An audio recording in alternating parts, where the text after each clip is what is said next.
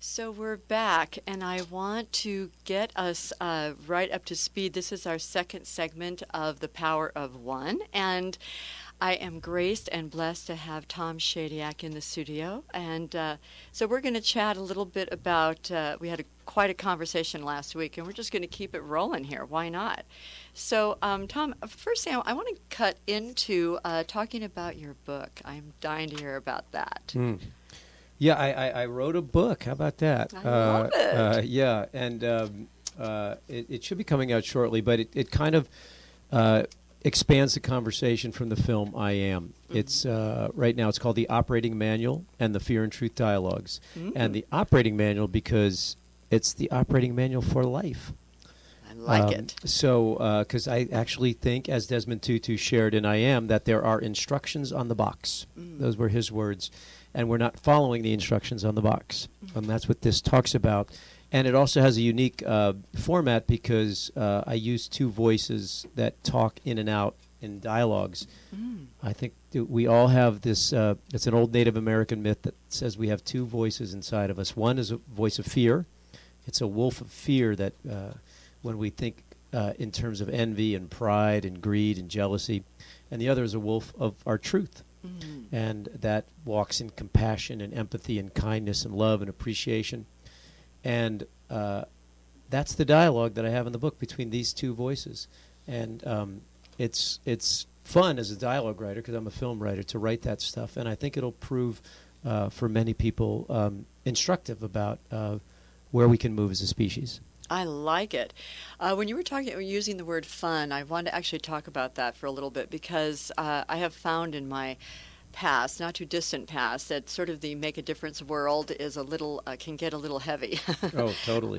And a little self-important, and I won't name names, but you know, a lot of that. And one of the things, the reason I named this show Singin In The Rain is because I take the idea of, here's this guy, and he's taking something that's usually a little upsetting, and it's gray and it's dark and it's maybe is a drag and it stops people from doing things, and by the end of it he's stomping and he's dancing and he's twirling and he's having a blast in the rain. And I think, you know, it's about having fun, changing the perspective a little bit, the radio dial, you know, whatever. I had an opportunity some years ago to be around the Dalai Lama, and woo! I mean, talk about fun and joy. And in my own life, when I'm upset about anything or I'm having kind of a bad day, I think, oh my God, son, like, get over it. Because what the Dalai Lama lost, and yet, you know, how he is and how he's so joyful all the time.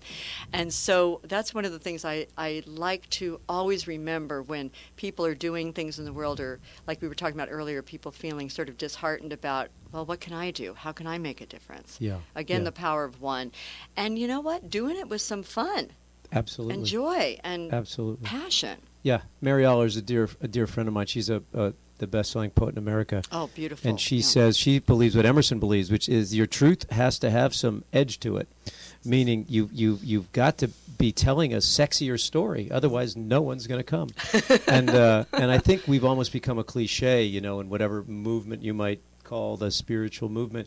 We've become very monochromatic, almost khaki, you know, and spirit only gets a chance to even speak on a radio show because I'm in a body. Mm-hmm. You know, and that body wants to dance and play and surf and feel joy and pain and love, etc.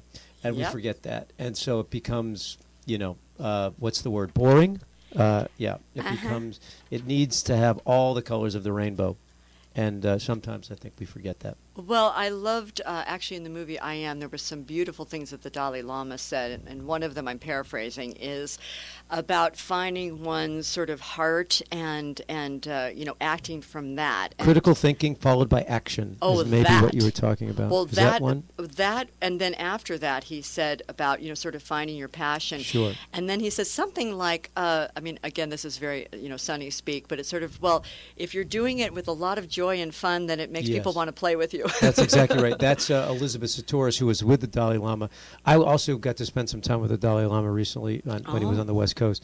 And just close, you know, not a personal exchange, but I got to observe him and feel his energy. Very childlike. Mm-hmm. He's just full of joy. He's effusive. He's upbeat. He's funny. He's a little mischievous. He's playful. Mm-hmm. You know, the word enlightenment, the root word is light. That's it. The truth is light. Yep. And whenever I find myself getting too heavy, I think I'm out of that enlightenment. And when you find yourself lightening up, using humor, smiling, laughing, being that mischievous child, I think you're on the right on a good course. Well, I completely agree with you, and I've been around Rinpoches, you know, the Dalai Lama's people, his peeps, and I mean they are a crack up. I mean they are they're just a crack up. Yeah. I mean they're laughing at everything. I can't get over it. I wonder if you can get a wedgie in one of those. Do they have You them under the probably robe? could. Is there orange underwear under there? You know what, or that sort of dark red. I mean, I have actually been to. I took my son one time. You know the mandala that they do Sure. with the sand. That's a beautiful, beautiful art form. Yeah. And they had a mandala process, I guess, for 7 days, and there was this Rinpoche there doing it, and so we sort of, and people could just stop by like every day for 8 hours or 1 hour, whatever. And I thought, hey, I'm popping by every day, just checking it out, seeing how he's doing and everything. And my son and I actually got to do some of the sand ourselves, which was really cool. But he was there, he was just cutting up with the people and just cracking up, and I thought, now, again, enlightenment.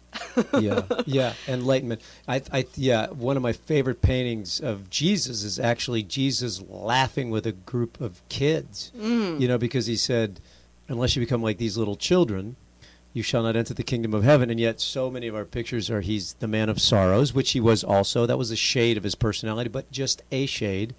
He's always dour. He's always down. He always has the weight of the world on his shoulders. And he could not have possibly been the great spirit he was if he didn't have a sense of humor, if he didn't see beauty and share that beauty and that fun of life. Exactly. And also Gandhi. I mean, you see him many times laughing. Oh, well, I mean, people don't get to because there's not that much footage of him actually, but the little footage there is. He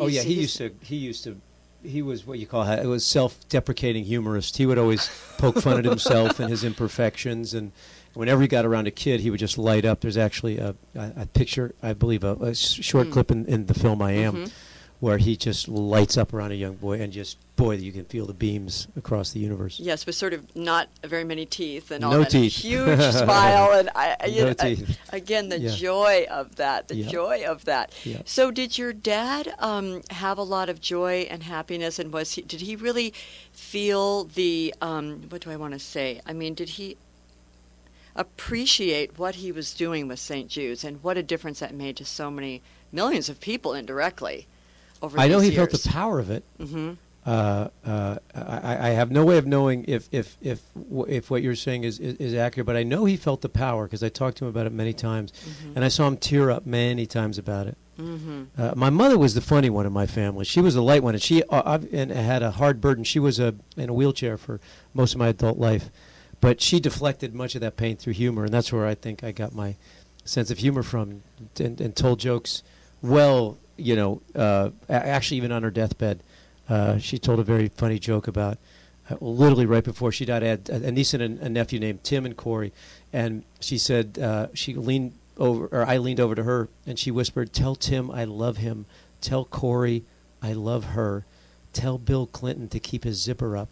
Now, this was a few years ago, and I say that with all due respect, but that was one of the last jokes one last thing she said before she passed, and that to me is a transcendent moment. Oh, that is so cool! Oh my God! Well, no wonder you're so funny. I mean, again, come on, Ace Ventura: Pet Detective. I mean, there are moments in that movie that are iconic. Of course, I mean, so many of them. I mean, every other third minute. And of course, you had a fun person to play with, Jim Carrey, who's. Yeah. I think I heard somewhere that they said, especially with sort of special effects, and they're so expensive and everything. It's like, no, just put Jim in front of a camera. That's pretty much all you need. You don't need special effects. You actually need more because it's Does he break things or? That's one of the things that where actors and great comedic geniuses can not, their genius cannot come out, is when you just say, okay, go. You have to give them very solid, well thought out structure and characters and situations, and we think things out from every angle, and that's when the fun starts. That's when Jim can get creative, because we've already thought, we've gone down every road we could possibly think of. Now we're ready. Now we're fun. And now the fun can happen, and the spontaneity. So, look, I work with comedic geniuses, so if there's been any humor in the films that I've done, hopefully I've helped create the platform for that, but it's due to these guys, Jim Carrey, Eddie Murphy, Robin Williams, Steve Carell. These guys are wonderful. They're incredibly creative. You literally feel the gag gifts drop in from the ether. They just they hear something, they hear a different voice, and we're all blessed by it. Well, and I appreciate hearing that story about how you have to kind of, corral them, because I can imagine that now that you mention it, especially with Jim. You should see the outtakes I have from these movies. I mean, Sometime I would love to. You would not believe it. They go crazy. And it's good though, because you've got to allow them that freedom. You have to allow them the freedom to go too far, to go too subtle, and then bam, you get one that's just right. That's why God invented editors. That's right. Well, also, I just want to tell you that when I had my first child, I didn't know if I was going into labor or not or whatever. I called the doctor and he said, "Okay, son, have a glass of wine and put on something funny." And I thought, now that is so perfect at the time, and none of your movies were out yet, but I did put on Coming to America, so that's kind of one of my favorite movies because of that reason. But it was true. It was like I was just cracking up, and then when we were in the room to be having the baby, the doctor was there, and we were just joking and laughing and stuff. We were watching Letterman, and he said, "I think I better check Sunday because she stopped laughing at the jokes." And indeed, it was true, and I had the baby about 5 minutes later. It was crowning at that point. There was no movie enough. Pretty much, yeah. I kind of lost my sense of humor for a second. I wasn't, but they also came into my room. All the nurses, they're like, "This is the fun room. All those other women out there, they're screaming and yelling, going crazy. Everything's just hilarious in here." Yeah, I went to St. Jude Children's Research Hospital, the hospital my family's been involved with, and got a new perspective on comedy because some of the kids were having chemo, of course, and it's a very difficult treatment. And they were watching our films. They were watching A Liar, Liar, or another comedic film, by another comedy actor from Ben Stiller, from the Farrelly Brothers and others. And I thought of the beauty that we sometimes are unaware of storytelling, that it can lift someone out of pain, that it can really transport you. People say when they go to the movies they escape reality. I think often it's the opposite, that we're diving back into reality, into the connection between us. And I think that's why your movies are really successful, too, in the people you choose. Because in a way, Jim Carrey, I mean, of course, nobody's like Jim Carrey, and yet he sort of has a look that's sort of like a regular guy. And so does Steve Carell. And so, and so it's sort of, I don't know, it's like he's such a victor in the movies and stuff. And it's like, oh, cool. Like you so root for him, too, in the movies. And I must compliment you, too. I think all of your movies have so much heart. So you've been able to, even though you were doing the big money thing and getting that out, I think there's so much heart. The international students I have, they're saying, "Oh, we saw all movies, but not Evan Almighty. We must see Evan Almighty. Oh, yes, let's see Evan Almighty. Let us make a plan and see Evan Almighty." Yes, we should make a plan to see Evan Almighty. Good, I agree with you. I agree. Yeah. I got a big kick out of that. I mean, it's one of the ways that I kind of break the ice when I meet these international students whom I host in my home, and they come and they're a little nervous and they're jet-lagged and starving and all that. And so we usually chat a little bit about music and American movies, and I always bring up your movies. They're like, and if I have to say it in sort of a way so they understand my accent, and they say, "Oh, yes, Ace Ventura. Oh, yes, Ace Ventura. We love Ace Ventura." And it's so great. Yeah. And so I want you to know that, yes, we will talk about how we are going to get I Am to everywhere. Let's just get it everywhere. That's the plan. Let's do it. That's the plan. Okay. Let's talk about that. Yes. Yes. Ready? What's the plan? Okay. Well, the plan is I really do have ways to get this movie to different places all over the world. So I will do it. I had King Abdullah from Saudi Arabia send students to me. So it's going back, and the governor's there, and they're just all kinds of people who because I say watch it, they'll watch it. Well, the power of people once they see it is, again, that power of one, where you are one, of course, and then there's others, and when they see it, they can share it with their community. That's how things go viral, is when enough people, it only takes an idea 33 days to travel around the entire world. If 2 people share it with 2 people, and those 2 people share it with 2 people, and et cetera, it takes 33 days to reach 8 billion people. So, yeah. let's hope Whoa. that each person, yourself included, continues to spread it. Well, that will be happening for me. That's my, declaration, and was when I saw the movie, and will indeed continue to be. One thing I want to talk about the movie that we didn't talk about last week that just knocked my socks off as far as connecting argons. Argons, I am not a chemist. I did not know about argons until I saw that movie. Right. What in the world? Yeah, argon, we know oxygen, we breathe it in, and then we breathe it out as carbon dioxide, I believe, if my chemistry, layman's chemistry is correct. And we breathe in other elements, and one of them is argon, and that's inert. So it comes in as argon, it goes out as argon. And so there's been a scientist, David Suzuki, who informed me that they've actually can calculate how many argon atoms you breathe in that have been breathed in once by Joan of Arc or Jesus or Muhammad. So we're all sharing, even the dinosaurs that once walked the earth. So we're all sharing and connected through this inert element called argon.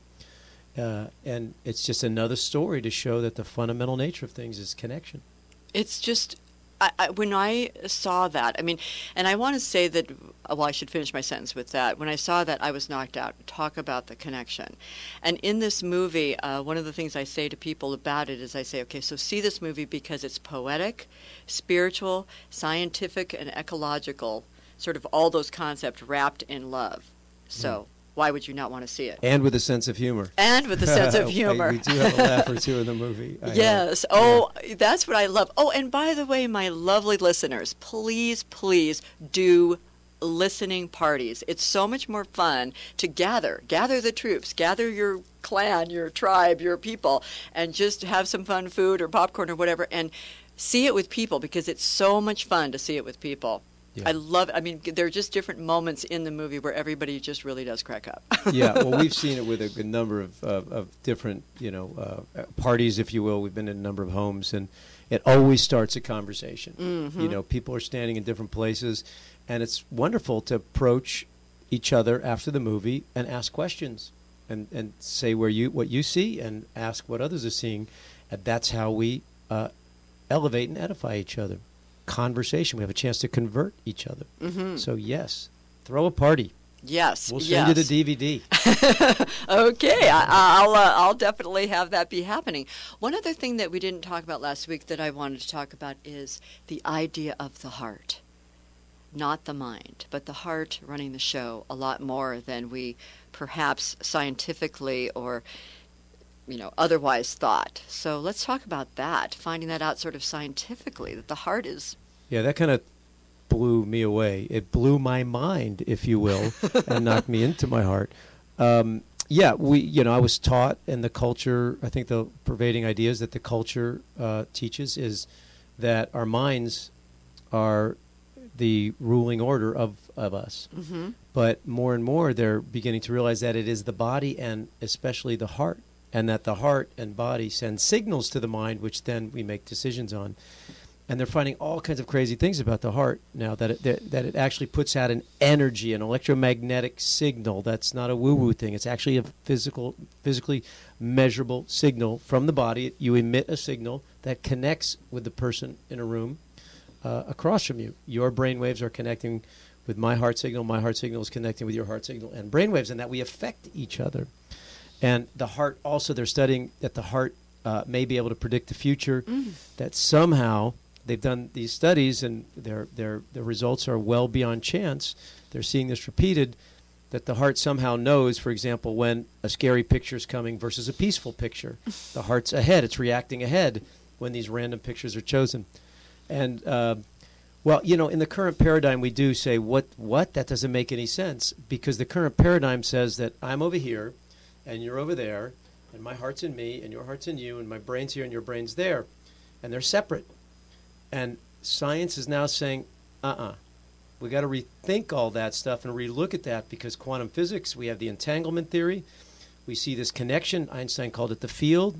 Lynn McTaggart talks about it in her book, The Field, that there is an energetic connection connecting everything. It's the web that Martin Luther King talked about on a moral level, that there's this web of mutuality.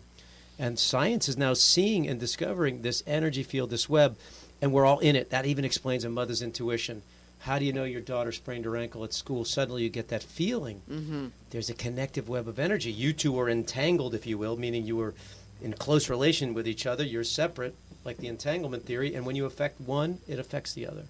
So these things there's a unified theory that's coming now to us, and it informs a whole different way of living. Because if we are all truly brothers and sisters, and with all of creation, and all of this is connected, we've got to rethink things. It shouldn't be taught that take care of yourself, your business is all about you, build up for you.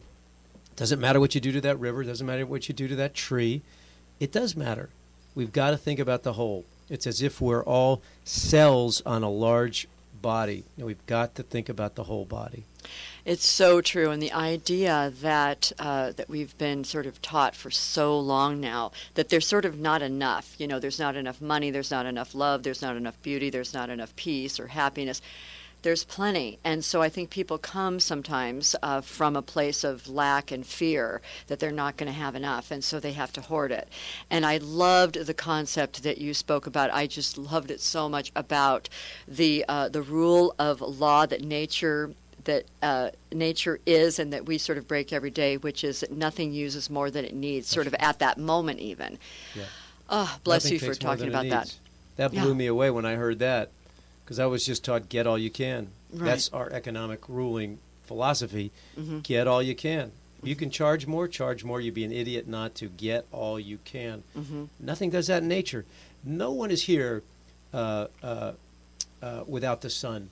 The sun is that life-giving force through photosynthesis that helps us breathe, create a climate for life, etc., the perfect temperature, etc.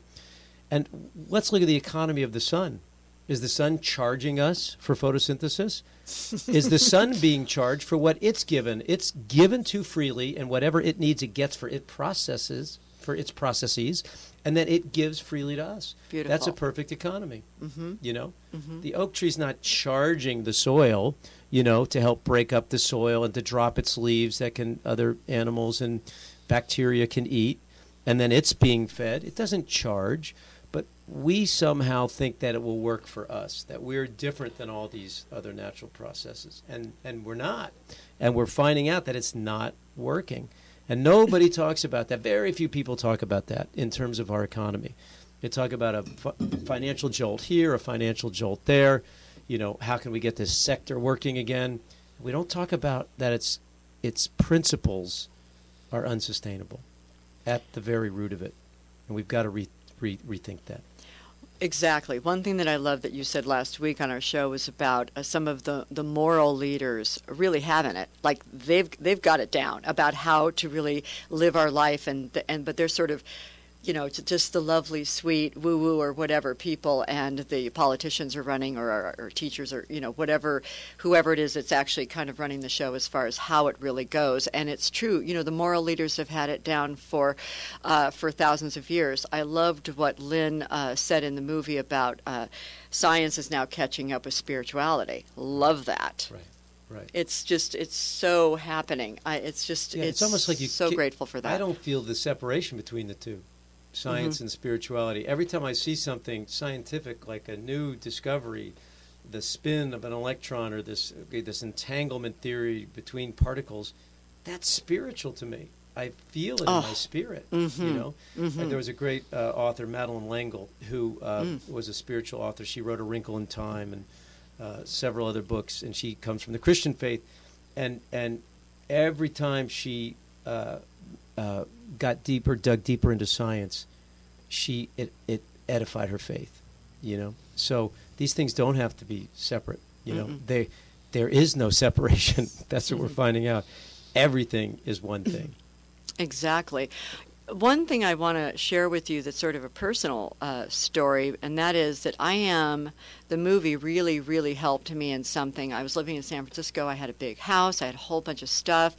And the house was there for a reason. I did a lot of good with it. And yet there was a time for shift. And there was also a part of me for a long time from my family background who are very successful and everything, that the value of me had to do with my bank account and how much stuff I had. And I was really wrapped around that. Kind of in a male way even. It was like I must conquer, I must, have a lot of stuff. And And I just felt sort of humiliated if I didn't have as much as I thought a Chayes should have, and my other Chayeses had, and my family and that. And seeing that movie was so great for me because it just kind of gave me permission to just, you know, Sonny, it's okay. Just all the good stuff you do and all that, that is a success. It's not about the money. So just lighten up, girl. And so I actually let go of about 65% of my stuff clothes, jewelry, shoes, furniture. People would come over and they would say, "Oh, I love this lamp." And I would say, "Good, it's yours." And they would, of course, sometimes not take it, but they'd find it on their doorstep in a week.